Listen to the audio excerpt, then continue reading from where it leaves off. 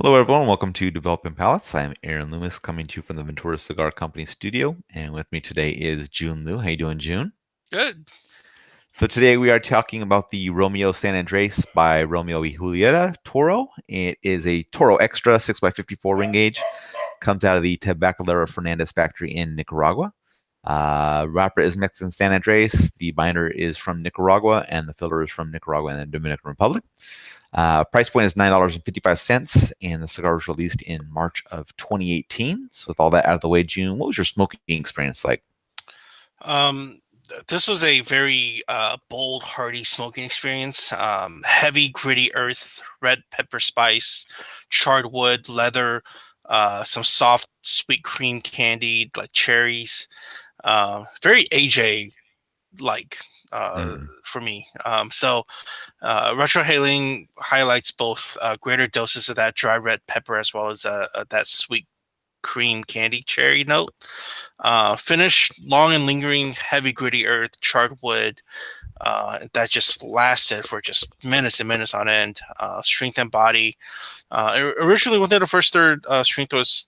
I'm sorry. What I meant to say was strength medium full, body medium. Within the second third, it kind of turns up the volume on the heavy, gritty earth and red pepper. And it's still, with that, I guess in a good way is like it matches up to that medium full profile, strength profile well because oftentimes I associate like heavier, denser flavors to be stronger cigars. So that was a good thing for me. And then when I get into the last third, I thought the cigar kind of lost out on some characteristics. It was just creamy wood and gritty earth. In terms of construction, I thought it was perfect. Picture perfect burn, cool burning temperature, really thick, heavy ashes, ample smoke production, even burn. Draw was just perfect. Yeah, cigar for me started out with a mix of earth, dark wood, black pepper. A little further in, flavors kind of remained, but the potency of the profile had mellowed out a little bit. About three-quarters of an inch in, a little cocoa joined the dark wood and the earthiness, while the black pepper was like very faint in the background. About an inch in, chalkiness kind of joined in with the earth, the dark wood, and the cocoa. Retro Hell had a fair amount of pepper along with the cocoa and some of that chalkiness as well. As the third was coming to close, that chalky cocoa note was up front with the wood and earth in the background, and the strength was slightly below medium. Getting the second third, chalky cocoa with the wood not far behind. Not much earthiness was remaining there.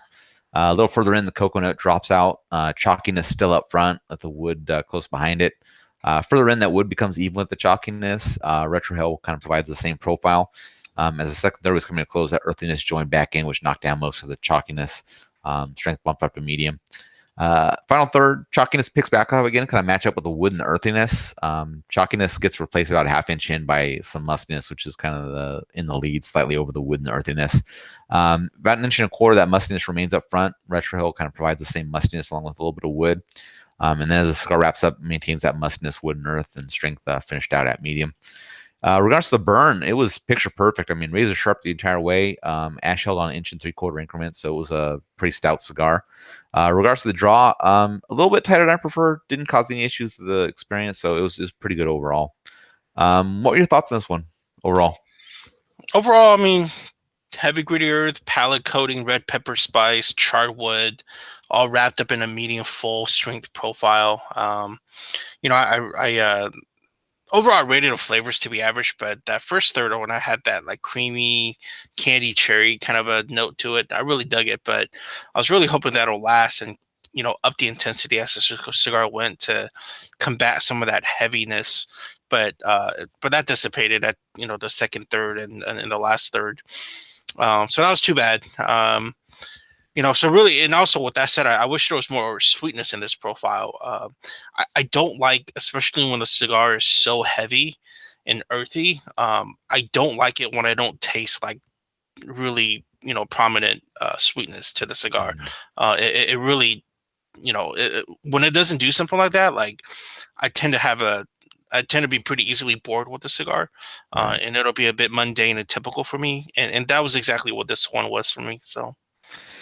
Yeah, I mean, cigar started with the profile of dark wood, earthiness, black pepper, settled into kind of wood and earthiness. Chalkiness kind of came along with some cocoa in the first third and remained for the majority of the cigar until it was replaced by the mustiness. I sometimes get this chalky note in some Maduro cigars. I'm not sure what kind of thing ties that together, or when I get it, when I don't get it, but Hmm. it sometimes just pops up, and it's not necessarily a bad flavor. It's just kind of a filler flavor or something like that. It's not good. It's not bad. It's just kind of there. Um, I would say it's a pretty typical San Andreas blend. I mean, I didn't think there was anything special about it. I'm looking for a little bit more in the flavor category. So I don't think I'd be in too much of a hurry to go back to the cigar. I mean, it's sub $10 price point, but there's a lot of cigars that are that price or lower that you know keep my attention and things like that. So getting the scores, you gave it a 6.10. I gave it a 5.95. How do you think that match up with your experience?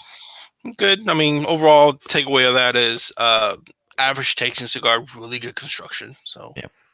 Yeah, same for me. I mean, we scored it identical except for I was one notch below on the draw, so that was the only difference in our score. So I'm going to go along with you. It's an average cigar with really good construction. So that's pretty much it. Any other final thoughts from you on this one? use a great term. Like I definitely thought this was super chalky. Yeah. Um, you know, I don't. Well, I don't mean to diss on it, but um, this tastes like your typical catalog cigar. That's Mexican San Andreas, right? Right. Like Right. I would have expected more out of these, like because the way I see it is like this is out to this, right? Out to Yeah. this USA. Okay. The way I see it is like smoking through new stuff, out to this and Journal cigars. I kind of like put those two guys up as like, hey, these guys got the swinging power to make some good shit, right?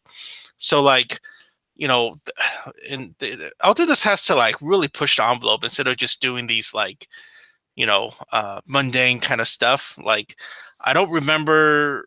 Like I like to have an experience in which I could say, man, this is like totally under the radar. People should really try it. I just don't really recall ever really saying that with Alter this USA stuff. But I hope to, right? I just don't think it's not. I just don't think it's up to par with some of the other big name, brands out there. Right. Especially with someone like something like Romeo, man, you gotta like kill it, right? Because this brand recognition is so strong with this too. So, Yeah. anyways, off my bitch mode. It's all right. If you're just catching this video on YouTube, be sure to subscribe to us, but also check out the full written review on the website, realpalates.com. Be sure to follow us on all the social media channels, Facebook, Instagram, Twitter, and Google+. And you can catch all of our review recaps on podcasts, so iTunes, Google Play, and Podbean. Thank you for tuning in, and we will catch you on the next one.